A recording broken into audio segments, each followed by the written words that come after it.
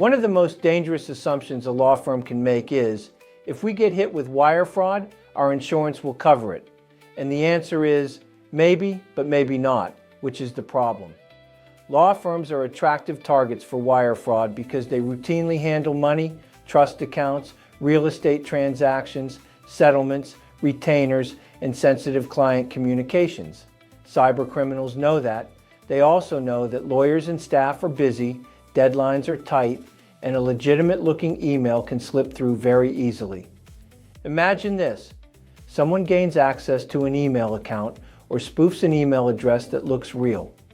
The firm receives wiring instructions that appear to come from a client, a title company, a vendor, or even someone inside the firm.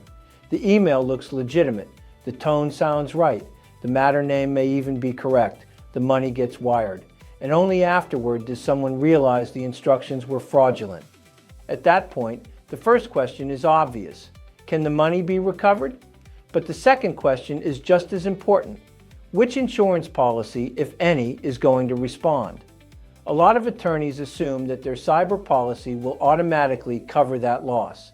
Some assume their lawyer's professional liability policy will pick it up. Others assume their crime coverage will respond. The reality, you cannot safely assume any of that. Wire fraud losses can fall into a gray area between different types of policies. A cyber policy may provide some coverage for social engineering or funds transfer fraud, but it may also have a sublimit, special conditions, or exclusions. A crime policy may provide coverage for certain types of fraudulent transfers, but not all situations. And your professional liability policy is not designed to function as a catch-all for every cyber-related financial loss. So, if your firm sends money based on fraudulent instructions, the answer may not be as simple as, yes, we're covered. You need to know what your policy actually says.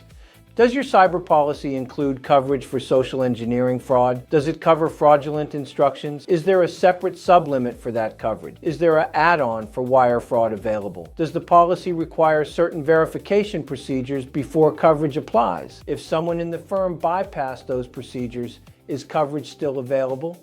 Those are the kinds of questions that matter when a claim happens. And unfortunately, the time many firms first focus on those questions is after the money is already gone. That is too late. This is why wire fraud prevention is not just an IT issue. It is not just an accounting issue. And it is not just something to hand off to the office manager. It is a risk management issue. Law firms should have clear procedures for verifying wire instructions, especially if instructions are received by email or if there is any last-minute change. That usually means using an independent verification method. For example, calling a known, trusted phone number that was already on file, not the number in the email that contains the new instructions. If someone emails revised wire instructions, that should be treated as a red flag. If someone says, "We changed banks," that should be treated as a red flag. If the message creates urgency or pressure to act quickly, that should be treated as a red flag. The point is simple. Do not rely on email alone to move money. And from an insurance standpoint, law firms should review their coverage before a loss occurs, not after. You want to know whether your cyber policy addresses social engineering fraud.